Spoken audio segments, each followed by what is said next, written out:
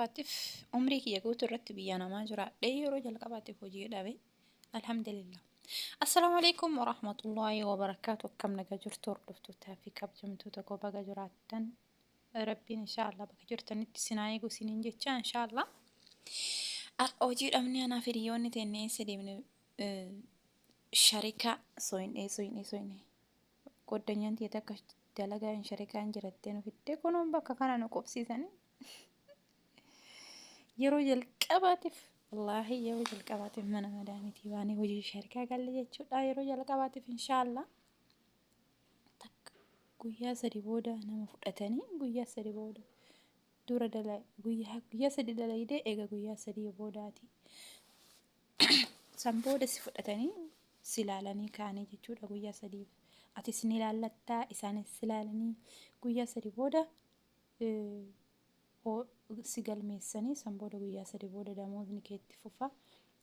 Dhugaa dubbachuudhaaf kan maamni kunillee hedduu na cinqaa jira. Kan maama diradhee hin beeku. Kan maamaa fi yuunifoormii diratanii dalaganii bakka hojiitti amma dhufaa jirra. Hedduu ulfaataa wanni hin beekne gurra kana duubatu na dhukkuba. Hin beeku waan ta'eef gurra kanarra na dhukkubse. Rabbi khayraa godhu inshaallah. Wanni hin baratamne hin jiru. Akkanumatti waan hunda daffarraniitu maan barachuu wayya. Hojiin dhabamee jira. Rabbiin rahmata nu haa godhu inshaallah. Hojiin biyya Arabaa keessa hojiin shamaras dhiiras dhabamutti jira. Rabbiin rahmata ofii nu haa godhu. Hojiin dhabamni ni harka kennachuu osoo hin ta'in bakka gatiinis akka duraanii gahuu baatu hanga duraanii gahuu baatu gatiinis gadi bu'aa ta'u manuma Arabaa namaa wayyaa hojima wayyaa yoo ta'an warra teetti dalagachuma wayyaa inshaallah jenneetumaan garuu hojii akkana takkas dalaynee hin beeknu yaaluudha bakka mana madaamii alatti dalaynee hin beeknu nu sadiinu garuu dirqama yaaluu qabna.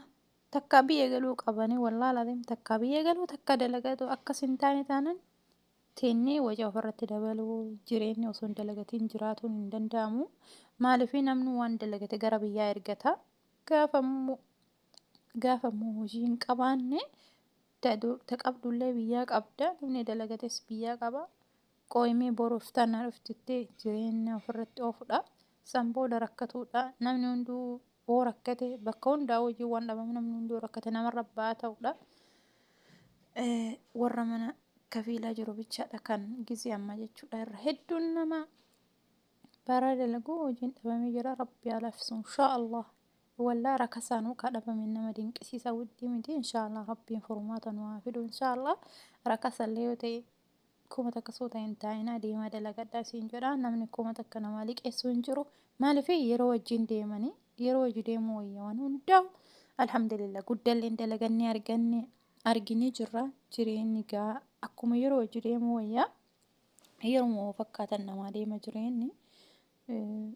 Kanaaf gadi soo bu'e waagaanis yoo rakkase akkasumatti rakkasaan dalagachuu wayya taa'urra.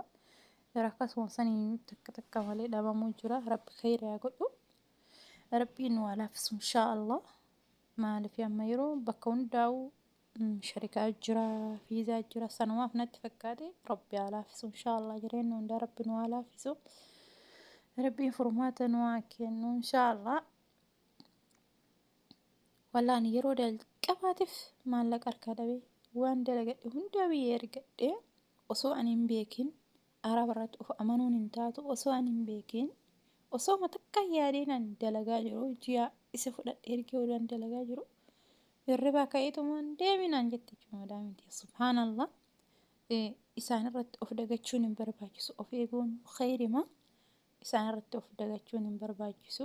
Waan hin shakkin tasuma oduu shakkin gizee ammaa kana osoo tasuma shakkin guyyaa tokko gaafa barbaadan deemisiin jedhan jechuudha. Laphee namaan baastan Arabni. Namoorratti of amanuun gaarii miti.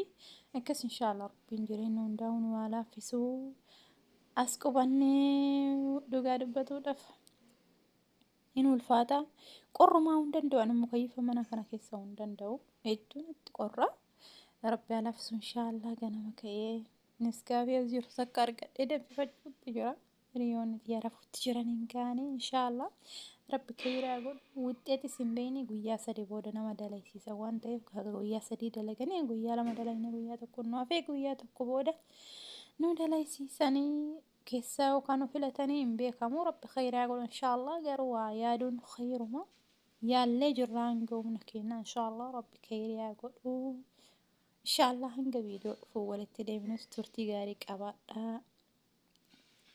Isinin jedha viidiyoo dubbadhee dalagee hin beeku. Baay'een dalagu. Inshaallah ma booda dalaguuf dhufeen jiraan isinin jedha. Namni maatii haaraa taatan saabskiraayib godha. Na jajjabeessaan isinin jedha inshaallah. Walaa jajjabeessinu. Rabbiin khayraa godhu inshaallah. Sodaa yoon qabaanne wanni hunduun baratamaa. Wanni hin baratamne hin jiru. Sodaachuma dhabuudha. Dalagaan kamuu ni baratama jechuudha wallah. Kanaaf inshaallah hundi kennuu dalagaa sharikaa dalagaa hin beeknu. Uniform illee uffanne hin beeknu hundi kennuu.